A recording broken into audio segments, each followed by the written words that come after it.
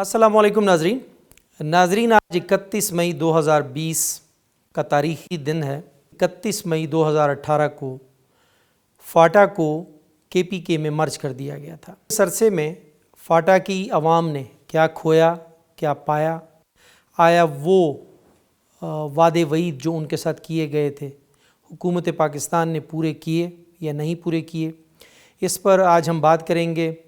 قبائلستان تحفظ موومنٹ کے چیئرمین جناب بریگیڈیئر ریٹائرڈ سید نذیر مومند صاحب سے، جو ہمیں اس بارے میں بتائیں گے کہ ان کی توقعات جو کہ انہوں نے حکومت پاکستان سے وابستہ کی تھیں فاٹا مرجر کے بعد، وہ کس حد تک پوری ہوئی ہیں۔ بریگیڈیئر صاحب، اپنے پروگرام میں آپ کو خوش آمدید کہتے ہیں، بہت شکریہ آپ کے آنے کا۔ بریگیڈیئر صاحب، 31 مئی 2018 کو پارلیمنٹ کے ذریعے سے ایک فیصلہ آیا حکومت کی طرف سے، جس میں فاٹا کو کے پی کے میں مرج کر دیا گیا۔ اس کے خلاف آپ کی پارٹی اور اس کے علاوہ باقی قبائل میں جتنے بھی لوگ جو قبائل کے حقوق کی جنگ لڑ رہے ہیں، ان تمام لوگوں نے اس پر بڑا واویلا مچایا اور بہت شور کیا کہ یہ نہیں ہونا چاہیے، لیکن گورنمنٹ نے اس قانون کو ایک صدارتی آرڈیننس کے بعد فائنل کر دیا اور وہ لاگو ہو گیا۔ آپ کے جو خدشات تھے جن کی وجہ سے آپ لوگ نہیں چاہتے تھے کہ فاٹا کو کے پی کے میں مرج کیا جائے، وہ خدشات کس قدر صحیح تھے، یا آپ کی توقعات کے برعکس فاٹا کے لیے یہ فیصلہ اچھا رہا، یا آپ سمجھتے ہیں کہ نہیں اس سے فاٹا کو نقصان پہنچا ہے؟ کس نظر سے آپ اس کو دیکھتے ہیں؟ جی بہت شکریہ۔ سب سے پہلے تو شاہ عالم برکی صاحب، آپ کے وافی چینل کا بہت بہت شکریہ، کیونکہ آپ خصوصاً ایک ایسے موقع پر جس کو ہم قبائلی اس انضمام کو جو 31 مئی 2018 کو ایک صدارتی حکم کے تحت وجود میں آیا تھا، اس کو ہم ایک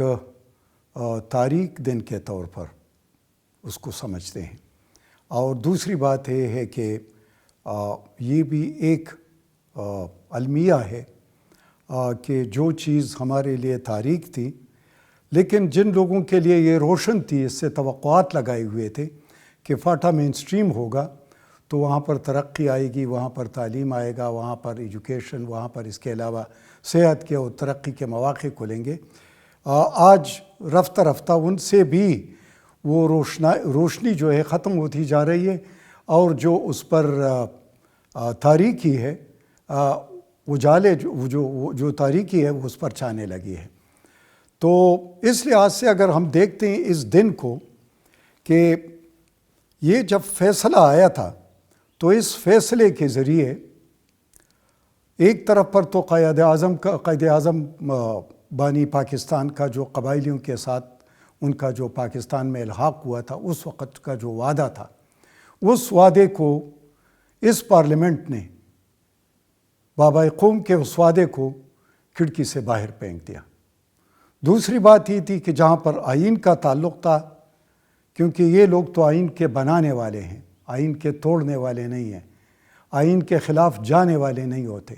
لیکن ایسی پارلیمنٹ تھی جس نے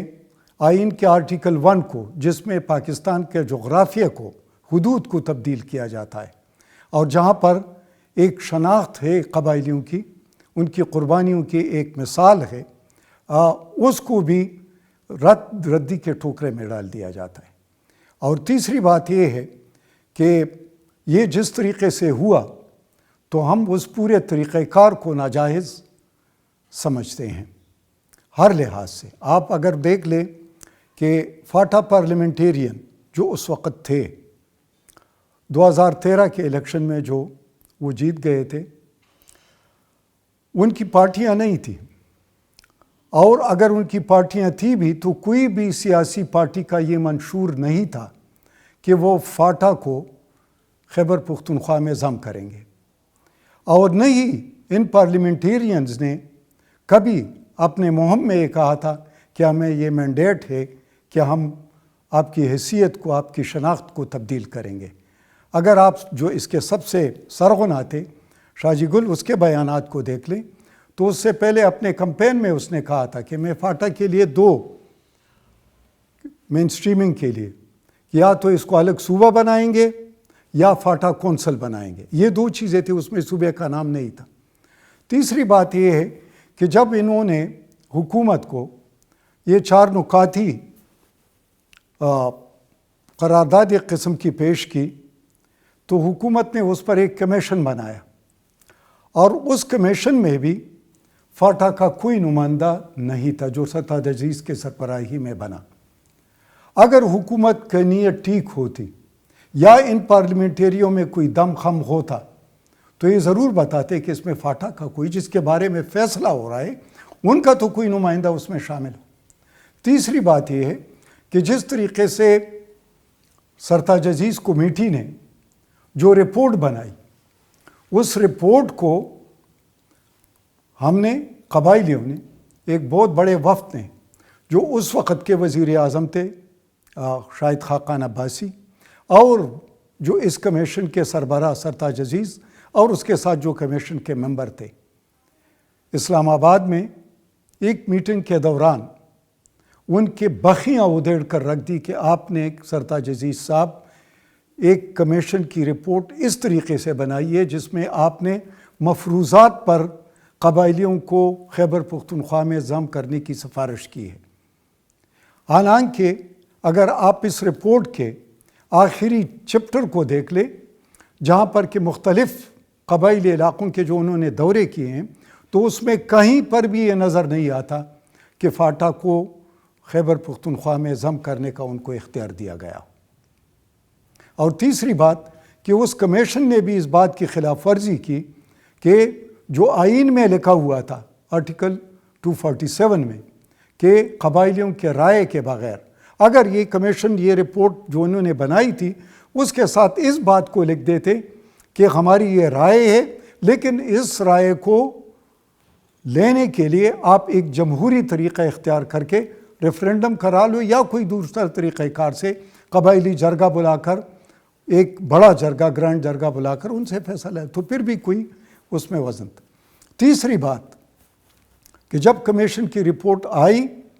تو اس کمیشن کے رپورٹ میں انہوں نے 10 سال کا وقت دیا تھا, 5 سال اور پھر 10 سال, کہ یہ بتدریج لاگو ہوگا مین اسٹریمنگ, جس میں ایف سی آر کو بھی انہوں نے 5 سال کے لیے رکھا ہوا تھا. انہوں نے 10 سال کے لیے یعنی 1 کروڑ روپیہ تقریباً جو کہ ہر سال 100 ارب روپے ایڈیشنل جو ڈویزبل پول سے ملنے تھے اس کا وعدہ تھا, اور اس دوران مین اسٹریمنگ کا کام کرنا تھا, یعنی جس میں بحالی تھا, جو آئی ڈی پیز تھے وہاں پر امن لانا تھا, پھر وہاں پر ایڈمنسٹریٹو ارینجمنٹس کرنے تھے, پھر اس کے بارے میں یہ بھی ڈیسائیڈ کرنا تھا کہ ان کے یہ جو سینیٹرز ہیں ان کا کیا بنے گا, پھر یہ بھی ڈیسائیڈ کرنا تھا کہ ان کی پروونشل اسمبلی کے سیٹس کتنے ہوں گے, پھر یہ بھی ڈیسائیڈ کرنا تھا کہ اب تو 12 ایم این ایز ہیں, پھر تو یہ ایم این ایز کم ہو کر 5-6 بن جائیں گے سینسس کے مطابق, تو اس کا بھی کرنا تھا. لیکن افسوس ہے کہ حکومت نے اس رپورٹ کو جو حکومت نے تشکیل دیا تھا اس کو بھی پارلیمنٹ ہاؤس کے جو چوک تھا, جو جس کو کنسٹیٹیوشنل ایونیو کہتے ہیں, وہاں پر بھی شاید اپنے پاؤں تلے رون ڈالا, اور اس کو بھی ایک سائٹ پر رکھ کر انہوں نے 24 مئی کو ایک قرارداد اسمبلی میں لا کر, جس میں پھر میں بتاتا ہوں قانونی سقم کہ فاٹا کے صرف 2 ایم این ایز نے ان کی حمایت کی تھی, ایک شاجی گل تھا خیبر سے اور دوسرا باجوڑ سے شہاب الدین تھے. اس کے علاوہ باقی جو 7 ایم این ایز تھے وہ تو آئے ہی نہیں تھے, اور جب شاہد خاقان عباسی صاحب سے پوچھا گیا کہ وہ تو نہیں تھے تو اس نے کہا وہ اس لیے نہیں آتے کہ بعد میں ان کو کوئی ووٹ نہیں دے گا, مطلب یہ پاپولر ڈیسیجن نہیں تھا. تیسری بات میں یہ کہنا چاہتا ہوں کہ یہ ایک اصول ہے کہ جس علاقے کے 2/3 لوگ یا ان کے نمائندے اس قرارداد کے بارے میں اس چیز کے بارے میں ووٹ نہ دے تو وہ ان پر دوسرے لوگ باہر سے لاگو نہیں کرا سکتے. اچھا, اگلی بات دیکھ لو کہ پھر سینٹ سے اگلے دن ہی وہ پاس ہو جاتا ہے 25 مئی کو. بغیر کسی بحث مباحثے کے، جبکہ ایک خطے کے اور ایک لوگوں کے مستقبل کا فیصلہ ہو رہا ہے۔ تو اتنی غیر سنجیدگی اور اتنا انسینسٹیو کا ہونا ایسے سینسٹیو علاقے کے بارے میں جمہوریت کے نام پر میں کہتا ہوں کہ اس قسم کے فیصلے ایک اچھا اثر نہیں ہے، زیادہ اس میں لفظ میں استعمال نہیں کرنا چاہتا۔ اور اگلی بات یہ ہے کہ پھر خیبر پختونخوا کی اسمبلی، جس میں فاٹا کا کوئی نمائندہ اس وقت نہیں تھا، انہوں نے آخری دن جب ان کا پیر کے دن ختم ہو رہا تھا، اسمبلی ختم ہو رہی تھی، اس کے آخری دن 27 مئی کو اجلاس بلا کر، جبکہ اس وقت فاٹا کے لوگ باہر مظاہرہ کر رہے تھے اور اتوار کا دن تھا، اور اس اتوار کے دن انہوں نے ان پر لاٹھی چارج کر کے ان کے ٹانگیں بھی توڑی، ان کے سر بھی پھوڑے، اور ان پر بدترین قسم کا تشدد کیا گیا، اور اندر انہوں نے دمال ڈال کر اس قرارداد کو پاس کر دیا۔ اور اس قرارداد کو اتوار کے دن اتوار بازار لگا کر پاس کرنا اس بات کی غمازی ہے کہ جو خیبر پختونخوا کی جو اسمبلی تھی، نہ اس میں بحث ہوا، نہ مباحثہ ہوا، نہ تشہیر ہوا بل کا۔ تو اس طریقے سے اگر کوئی ڈیسیژن آپ ایک علاقے کے لوگوں پر جو پاکستان کے وفادار رہے ہیں، جو ان کے شہری ہیں اور انہوں نے بہت زیادہ قربانیاں دی ہے، اگر اس طریقے سے آپ باہر سے فیصلے مسلط کر لیتے ہیں تو جمہوریت میں پھر رائے لی جاتی ہے، رائے مسلط نہیں کی جاتی۔ اچھا بریگیڈیئر صاحب، اس کا جو بھی وجوہات رہی ہوں، ایک چیز جو اتنی اجلت کے اندر پاس کی گئی، آپ نے جیسے کہا کہ اتوار کے دن اسمبلی کو بلایا گیا اور صرف اس پہ کوئی بحث کیے بغیر اس کو پاس کرایا گیا، پھر ایک صدارتی آرڈیننس کے تحت اس کو نافذ کر دیا گیا۔ ہم ان تمام چیزوں کو تھوڑی دیر کے لیے چھوڑ دیتے ہیں کہ ٹھیک ہے، جو ہونا تھا وہ ہو گیا۔ اب فاٹا کے اندر جو تبدیلیاں متوقع تھیں یا جن کے وعدے کیے گئے تھے، جیسے 100 ارب روپے ہر سال دینے کا وعدہ کیا گیا تھا، یعنی 10 سال تک 1000 ارب، جو کہ ایک بہت ہی خطیر رقم ہے۔ فاٹا میں شاید ہی اتنے پیسے آج تک لگے ہوں جتنے یہ پیسے بتائے گئے تھے۔ اب آپ جو ہے اس کو اگر موازنہ کریں، پہلے فاٹا کا کیا حال، فاٹا نے کتنی ترقی کی ہے، ان پیسوں کی یوٹیلائزیشن کس طریقے سے کی گئی ہے، ہوئی ہے یا نہیں ہوئی ہے، اس پر آپ کیا کہیں گے؟ دیکھ لو، اس وقت تو وہ اسمبلی تو اگلے دن تحلیل ہو گئی جی ہاں۔ قومی اسمبلی اس سے پہلے، اور اس کے بعد صوبائی اسمبلیاں بھی ختم ہو گئی اور نئے انتخابات ہو گئے۔ نئے انتخابات میں مختلف پارٹیاں، جو کہ پی ٹی آئی کی حکومت سینٹر میں بھی بنی اور اس کے علاوہ خیبر پختونخوا میں بھی بنی۔ اب تو کیونکہ اس حکومت کی ذمہ داری تھی کہ انہوں نے جو فیصلے کیے تھے فاٹا کے بارے میں اس کو نافذ بھی کر لیتے، اور ان کے لیے وہ سارے وسائل بروئے کار لاتے جو کہ جو انہوں نے غلط فیصلہ کیا تھا، لیکن اس غلط فیصلے کو کم از کم اتنا مطلب ہے کہ لوگوں کے لیے وہ بنا لیتے تاکہ وہ سمجھتے کہ شاید یہ فیصلے کے نتیجے میں ہمارے لیے کچھ بہتری آ رہی ہے۔ لیکن مجھے افسوس سے کہنا پڑتا ہے کہ یہ جو 2 سال گزرے ہیں اس حکومت کے جو مکمل ہونے کو ہے، اور یہ 3را سال ہے جب یہ فیصلہ ہوا تھا اس 31 مئی کو، تو اس دوران انہوں نے کیا آپ دیکھ لیں کہ جو 2017 اور 18 کا جو بجٹ ایلوکیشن ہے وہ 24 بلین، اور 2018 اور 19 میں تقریباً 20 بلین، اور 2019 اور 20 میں یہ تقریباً جو فائننس ڈویژن نے کیا ہے وہ تو تقریباً 81 بلین کا انہوں نے انہیں ارب روپے مختص کیے۔ لیکن ابھی آپ دیکھ لیں کہ جب پہلے تو یہ دیکھ لیں کہ یہ تو اس کا ایک فائنینشل پکچر ہے۔ دوسرا پکچر میں اس کے ڈیٹیل میں بعد میں آؤں گا۔ دوسرا پکچر یہ ہے کہ انہوں نے ایف سی آر کو تو ختم کر دیا، لیکن ایف سی آر کی بجائے جو انہوں نے ایک اور قانون لایا، انٹرم گورننس ریگولیشن، وہ اس میں وہ ایف سی آر کا باپ نکلا، جس کو ایک کالا قانون کہتے تھے، یہ کالا کلوٹا قانون نکلا، اس لیے کہ اس میں پھر بھی تو رواج کے مطابق کچھ اصول تھے، اس میں پھر بھی مطلب ہے کہ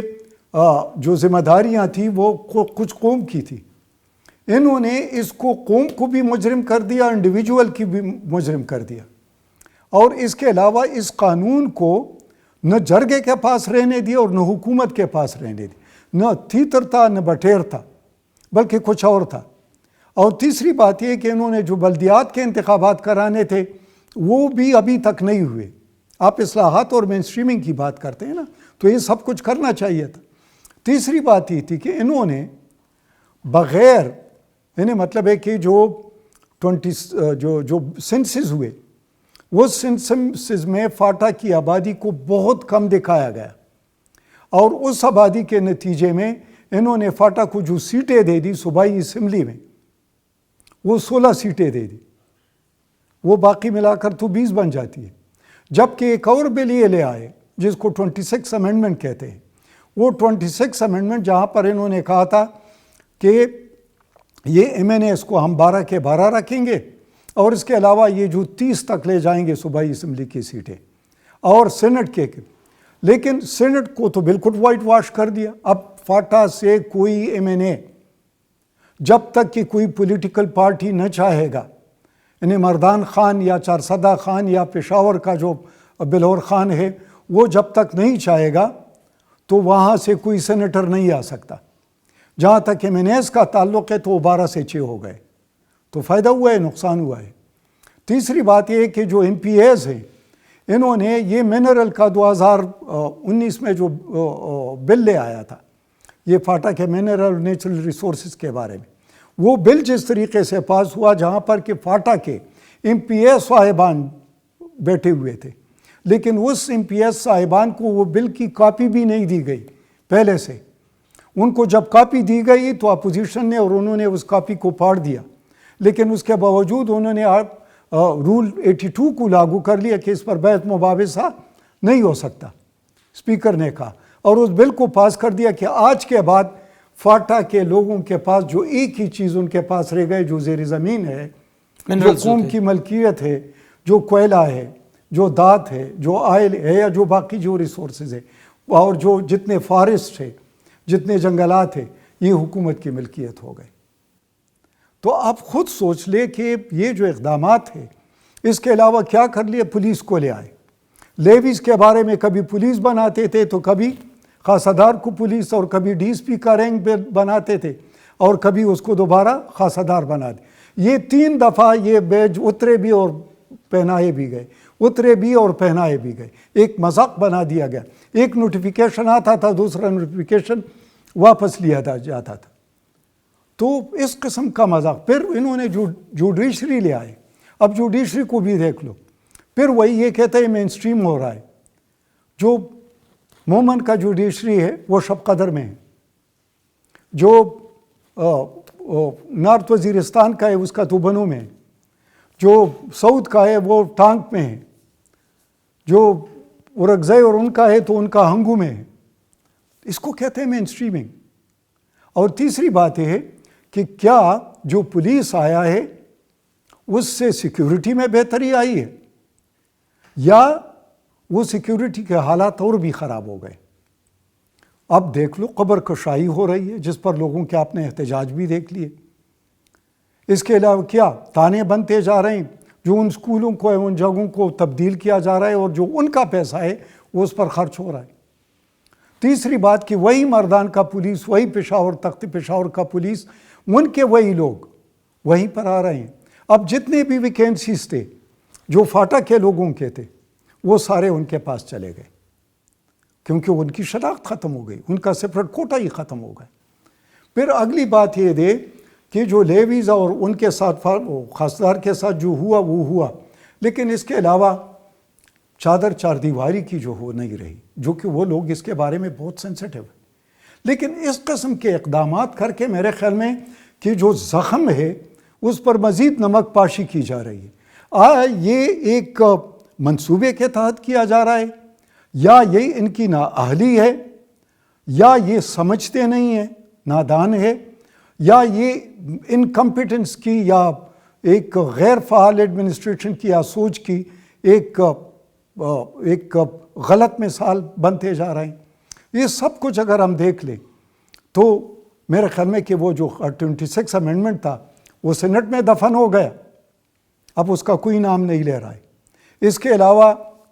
جو ایم پی ایز ہیں ان کی حیثیت بھی آپ نے جان لی, اور اس کے علاوہ جو بجٹ آیا ہے ابھی جو 2019 اور 20 میں جو آئے, جو میں نے 81 بلین کا بتایا, جس میں 48 بلین ڈیولپمنٹ کے لیے تھے, 17 بلین آئی ڈی پیز کے لیے تھے, ریہیبلیٹیشن کے لیے, اور اس کے علاوہ کوئی 10 بلین یوتھ پروگرام کے لیے تھے, ہنرمند پروگرام کے لیے. ان کو سلیش کر کے اس میں سے آئی ڈی پیز میں سے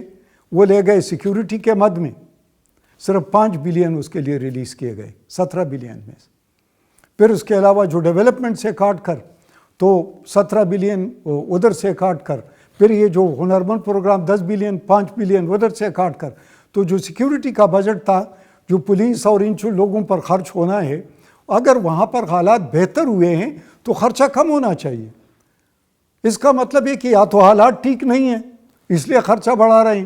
اور یا یہ ہے کہ ایسی چیزوں پر وہ خرچ ہو رہا ہے جو کہ پولیس نان ڈیولپمنٹ ایکسپینڈیچر ہے, خواہ وہ تھانہ ہے, خواہ وہ جیل ہے, خواہ وہ ان کے ویکلز ہے, خواہ ان کا فیول ہے, یا ان کی تنخواہیں یا جو بھی ہے. تو اب کیا بنتا جا رہا ہے کہ اس بجٹ کو بھی انہوں نے تقریباً ابھی تک جو اس میں تھا, تو میرے خیال میں بہت کم بجٹ 50% بھی اس میں سے خرچ نہیں ہوا ہے, اور یہ سارا بجٹ سرنڈر ہو جائے گا. جب سرنڈر ہو جائے گا تو یہی پوائنٹ تھا, اگر آپ فاٹا کی بھلائی چاہتے تھے تو ان کو نان لیپسیبل بناتے تاکہ جمع ہوتا, جب آپ کیپیسٹی بلڈنگ کرتے تو یہ ان کا پیسہ تھا تاکہ ان پر خرچ ہوتا, پڑا رہتا ان کے پڑا رہتا. بھائی آپ ڈویزیبل پول سے آبادی کے لحاظ سے دیتے ہیں, اگر آبادی کے لحاظ سے دیتے اور آپ نے یہ وعدہ کیا ہوا ہے تو پھر آپ کے وعدے پر کون اعتبار کرے گا جب آپ اس قسم کے مطلب ہے کہ ان کو جو ملا ہوا ہے وہ بھی ان کا جیب کاٹ کر اس کا لے لیتے ہیں کہ میں آپ کے جیب میں تو ڈال لیتا ہوں, جب آپ دروازے سے باہر نکلے تو میں پھر کھڑا ہوں کہ بھائی وہ دے دو.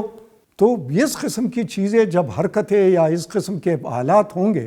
تو کیا خیال ہے کہ فاٹا کے لوگوں گلہ نہ کرے, شکوہ نہ کرے, احتجاج نہ کرے, یا وہ کیا طریقہ کار اختیار کرے. کیونکہ جو آپ نے دیکھا نیشنل اسمبلی میں کیا حالات ہیں, وہ تو اب اکٹھے ہو جاتے ہیں تو ایک دوسرے پر کورونا کا الزام لگاتے ہیں, اس کے علاوہ تو باقی کوئی چیز نہیں. دوسری بات یہ ہے کہ فاٹا کے بارے میں اب کون سیریس سوچتا ہے, بس مرج کر دیا, بات ختم ہو گئی, سب نے ہاتھ دھو لیے. اور تیسری بات یہ ہے کہ جہاں تک فائننس کا تعلق ہے وہ میں نے آپ کو بتا دی, جو فاٹا کے لوگ ہیں, اب وکیل اور دلیل تو آ گیا, لیکن کیا وکیل بغیر پیسے کے ہیں؟ مزید خرچہ ہوگا. کیا عدالت بغیر پیسے کے ہیں؟ کیا وہ ایک اچھا کلچر ہے؟ کیا پولیس بغیر پیسے کے ہیں؟ اب وہاں پر کوئی رات کو فائرنگ کر لیتے, پورے قبیلے پر ایف آئی آر کاٹ لیتے. وہ ایک ملک صاحب ہے, اس نے جب وہ ان کے پولیس کا وہ انیگوریشن ہو رہا تھا تو اس سے پوچھا گیا کہ تم کیوں پولیس کے خلاف ہو؟ اس نے کہا میں اپنے گھر میں بیٹھا ہوں, مجھ پر 32 ایف آئی آر انہوں نے کاٹی, تو میں اس پولیس کو کیسے ایکسیپٹ کروں؟ تو فار گاڈ سیک بھائی, یہ پاکستانی ہے, انہوں نے پاکستان کے لیے قربانی دی ہے, یہ پاکستان کے لیے انہوں نے گھر بار چھوڑا تھا. یہ آئی ڈی پیز ہوئے ہیں تو پاکستان کی خاطر ہوئے, کوئی دوسرا تو چھوڑ کر کے دکھا دیں. اگر سوات نے کیا ہوا ہے, سوات نے قربانی دی, تو آپ نے اس قربانی کے صلے میں ان کو پورے آپ دیکھ لو کہ فاٹا اس کے جو ان کا ایک چیف منسٹر ہے سوات سے, ان کے وہ فیڈرل منسٹر ہے سوات سے, اور ان کو کتنے ترقیاتی کے فنڈ دیے گئے. لیکن اس کو ایک طرف پر, پھر اگلی بات یہ ہے, اگر اس لحاظ سے دیکھا جائے, ایک طرف آپ سرائی کی صوبہ بنا رہے ہیں, دوسری طرف گلگت بلتستان کو آپ ایک صوبے کی حیثیت دے دیتے ہیں, لیکن کیا ایک ایسی چیز ہے جو کہ فاٹا کے لوگوں کو آپ نے ایک قسم کا ایک عجیب مخلوق بنایا ہوا ہے کہ پہلے 20 سال تو اس کے ساتھ مطلب ہے کہ جو وائلنس تھا ان کے ساتھ جو فٹ بال کھیلا گیا، جو قوتیں تھی، جو دہشت گرد تھے، جو وہاں پر ظلم تھا، جو بربری، جو وہ آپ خود دیکھ رہے ہیں، اور پھر جو بے گھر ہوئے، جو انہوں نے سب کچھ چھوڑا. تو میرے خیال میں کہ یہ اب فاٹا کے لوگ یہی سوچ کے ہمارے وہ تو اس پرپلیکس ہے، وہ ایک قسم کے ذہنی مریض بن چکے ہیں کہ بھائی ہمارے ساتھ ہو کیا رہا ہے، کس قسم کا قانون لایا جا رہا ہے. ترقی کے بجائے وہاں الٹا پر مزید زمین کی کوئی اشتمال نہیں ہے، کوئی اس کا ریکارڈ نہیں ہے، اس کا مقدمہ کوئی لے کر آتا ہے تو آپ کا عدالت کس بیسس پر اس کا فیصلہ کرے گا، جس کا کوئی سٹامپ نہ ہو، جس کے کوئی گواہ نہ ہو، جس کا کوئی وہ نہیں ہو، کاغذ میں قانونی حیثیت نہ ہو. تو اس قسم کے مطلب ہے کہ ٹامک ٹھوئے لگانا میرے خیال میں کہ یہ سراسر ظلم ہے. یہ ایک فاٹا کے لوگوں کے ساتھ جو برتاؤ ہے یہ نامناسب ہے. بریگیڈیئر صاحب، یہ اچھا ہوا یا برا ہوا، جو بھی عوام کی توقعات تھیں یا حکومت کے وعدے وعید تھے وہ پورے ہوئے یا نہیں ہوئے، جتنے آپ لوگ شکوے کر رہے ہیں، تو اب آپ کیا سمجھتے ہیں کہ اس کا حل کیا ہے؟ حکومت کس طریقے سے وہ کیا اقدامات اٹھائے کہ جس سے جو ان کے وعدے تھے وہ بھی پائے تکمیل کو پہنچیں، اور عوام کی جو امنگیں تھیں، جو خواہشیں تھیں، جو ان کو توقعات تھیں کہ فاٹا مرجر سے ان کے معاملات جو ہیں وہ اچھے ہو جائیں گے اور فاٹا میں خوشحالی آئے گی، ایسے کیا اقدامات آپ کی نظر میں ہیں جو حکومت کو اب اٹھانے چاہیے؟ دیکھ لو، پہلی بات تو یہ ہے کہ جہاں تک شکووں کا تعلق ہے تو ہم شکوے نہیں کر رہے ہیں، ہم صرف ایک حقیقت بیان کر رہے ہیں جو کہ زمینی حقائق ہیں، ان کو سامنے رکھ رہے ہیں، اور جو لوگ ہیں وہاں کے وہ بھی زمینی حقائق دیکھ رہے ہیں کہ کیا ہو رہا ہے. اور جہاں تک کاغذوں کی بات ہے، ان کے امینڈمنٹ کی بات ہے، MPs کی بات ہے، حکومت کی بات ہے، تو وہ تو یا تو خیبر پختونخوا کی حکومت ہے یا فیڈرل حکومت ہے، ان دونوں کی ذمہ داری بنتی ہے. لیکن افسوس کی بات یہ ہے کہ جو گراؤنڈ ریئلٹی ہے، ان سے جو انہوں نے کیا ہے وہ فیصلہ اور جو گراؤنڈ ریئلٹی ہے وہ آپس میں مطابقت بالکل نہیں رکھتا. فاٹا کے لوگ گلے شکووں کے عادی نہیں ہیں، اس لیے کہ وہ سب سے قربانی دینے والے، انہوں نے قربانی دی ہے، لیکن ان کے قربانیوں کو کم نظری کی یا ان کو ایسے سوچ کی نظر نہ کرے جس سے وہ محسوس کرے کہ ہمارے ساتھ ستیلے ماں جیسے سلوک ہو رہا ہے، نہ ہماری کوئی شناخت ہے، نہ ہمارا کوئی حق ہے، اور نہ ہمارے مطلب ہے کہ جو کچھ ہم نے کیا ہے اس کا کسی کو ادراک ہے. یہ ایک سوچ جو ہے یہ منفی سوچ جا رہا ہے، یہ نیریٹو یا جو یہ تاثر ہے یہ غلط جا رہا ہے، اس لیے کہ لوگ حقیقت دیکھ رہے ہیں. دوسری بات یہ ہے کہ ہمیں نہ فیڈرل گورنمنٹ سے گلا ہے اور نہ پروونشل گورنمنٹ. وہاں پر سوات کا اگر بنتا ہے اور بھی اچھی بات ہے، اگر ہزارہ کا بنتا ہے تو اور بھی اچھی بات. اگر ادھر موٹر وے سوات کو بناتا ہے تو ہم کہتے ہیں 2-3 اور بھی بنا لو تاکہ ادھر تک چترال تک پہنچ جائے. لیکن فاٹا کے لیے بھی کوئی بنا لو تاکہ ایک پیرالل اگر آپ بناتے، آپ باڑ تو بنائے لیکن باڑ کے ساتھ ساتھ ایک تجارتی راستہ بھی آپ باجوڑ سے ساؤتھ وزیرستان تک بنا لیں. اس کو جو سی پیک ہے اس میں اس کو وسائل دے دیں. اس کے علاوہ جو آپ تو سال در سال جو ترقیاتی جو ایجوکیشن کا ہے یا جو ہیلتھ کا جو بجٹ ہے یا جو باقی بجٹ ہے وہ کم سے کم ہوتا ہے. پہلے 95-90% خرچ ہوتا تھا، اب تو 50% بھی خرچ نہیں ہو رہا ہے. اگر خرچ نہیں ہو رہا ہے، کیپیسٹی نہیں ہے، آپ کے پاس انفراسٹرکچر نہیں ہے، آپ نے ابھی تک وہ قسم کی پلاننگ نہیں کی ہے، تو آپ پھر بتا دیں. یہ ایک طریقہ ہے کہ جو فنڈ آپ نے 1 ارب کا وعدہ کیا ہے وہ ان کو دے دو، نان لیپسیبل کر دو. نان لیپسیبل کر دو. ایک دوسری بات یہ کہ یہ بھی نہیں مانتے،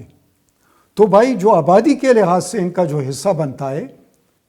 وہ بجٹ تو ادروائز اگر پوری فاٹا کی صحیح آبادی لے لے تو 4 سے 5% ڈویزیبل پول کا بنے گا، تقریباً 130-140 ارب روپے بنیں گے۔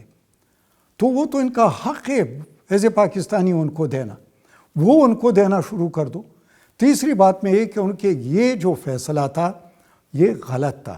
یہ غیر جمہوری تھا، یہ غیر آئینی تھا، اس لیے کہ آئین کے فنڈامنٹل سٹرکچر کو آپ چینج نہیں کر سکتے، اس کو عدالت میں چیلنج کیا ہوا ہے۔ لیکن میں اپیل کرتا ہوں کہ سپریم کورٹ اس مسئلے کے لیے تاریخیں لگا دے اور تاکہ یہ نمٹا دے، کیونکہ یہ بھی ان کا ایک مطالبہ ہے کہ آپ عدالت تو اس کو انٹرپریٹ کرے کہ آپ آرٹیکل 1 کو کس طریقے سے تبدیل کر سکتے ہیں، یا آرٹیکل 247 کے لوگوں کے رائے کے بغیر کس طریقے سے آپ ان پر اپنی رائے مسلط کر لیتے۔ اور اگلی بات یہ ہے کہ ان کو فائدہ نہیں ہو رہا ہے، ان کو نقصان ہو رہا ہے۔ تو کیا فاٹا کے نمائندے اس وقت اندھے تھے، بہرے تھے جو اس زم کے لیے ووٹ دے رہے تھے؟ اور اگر اب ان کی آنکھیں کھلی ہیں تو ان کو دیکھنا چاہیے کہ جو ہم نے کیا یہ غلط کیا، جو کہہ رہے ہیں پرائیویٹ اپنے اس میں کہ ہم سے غلطی ہو گئی، یا ہم تو یہ سمجھ رہے تھے، ٹھیک ہے آپ کی سوچ نہیں تھی یا آپ سے غلطی ہو گئی، تو اس غلطی کا ازالہ کرنے کے لیے آپ قوم سے معافی مانگے، کیونکہ اگر آپ ان لوگوں میں سے ہیں تو پھر لوگوں کے ساتھ ایک ہاتھ ہو گیا ہے۔ ان کے جو پریکٹیکلی دیکھ لے، گراؤنڈ ریئلٹی کو دیکھو، اس کو سامنے رکھ کر ان کو شکست بھی ہوئی انتخابات، وہی ہوا۔ تو بات یہ ہے کہ اپنی غلطی تسلیم کرنا یہ مردانہ پن ہے، یہ قبائل کے روایات ہیں، ننواتے ہیں، ان کے لیے رستہ کھلا ہے۔ آج تو وہ جرگے کر رہے ہیں، لیکن یہ جرگے کو تو آپ نے خود اپنے ہاتھ سے مٹا دیا تھا۔ یہ جو جرگہ پروگرام کر رہا ہے یہ سب سے پہلے تھا۔ آج اس سے پوچھ لو، وہ جو آپ بتا رہے کہ یہ پیرس ہے یا یہ لندن ہے، وہ دکھا دو کہاں پر ہے۔ اور تیسری بات یہ ہے، میں یہ بھی کہہ رہا ہوں کہ خدا نخواستہ اس گو کے صورتحال میں، اس نیگلیجنس کی صورتحال میں ایسی قوت درمیان میں دوبارہ نہ پیدا ہو جائے جس سے وہاں پر جو تھوڑا بہت امن بحال ہوا ہے، جو بڑی قربانیوں کے بعد ہوا ہے، اس کو پھر کوئی ریورس گیئر نہ لگ جائے اور کوئی ایسی قوت درمیان میں پیدا نہ ہو تاکہ اس کے جو امن ہے یا جو ان کو مزید حالات خراب نہ ہو، کیونکہ لوگوں کے برداشت کی بھی ایک حد ہوتی ہے۔ بالکل۔ تیسری بات میں یہ کہنا چاہتا ہوں کہ ٹھیک ہے، اگر آپ نے ایک فیصلہ کر لیا ہے تو آپ اس فیصلے کو اگر عملی جامہ نہیں پہنا سکتے تو ظاہر ہے کہ وہ ایک تو فیصلہ غلط تھا، دوسرا آپ کے پاس کیپیسٹی نہیں ہے، اور تیسری بات یہ آپ کے ادراک نہیں ہے، اور چوتھی بات یہ ہے کہ وہاں پر جو شیپنگ آف دا انوائرمنٹ ابھی ہوا نہیں ہے۔ تو آپ اس کو 10 سال کے لیے مؤخر کر کے لوگوں کی رائے لے کر پھر جو فیصلہ ہو وہ کر لیں۔ تو میرے خیال میں کہ سپریم کورٹ میں اگر قبائل بھی آئے ہوئے ہیں، اب حکومت آ جائے اور اس پر اگر کمپرومائز ہو جائے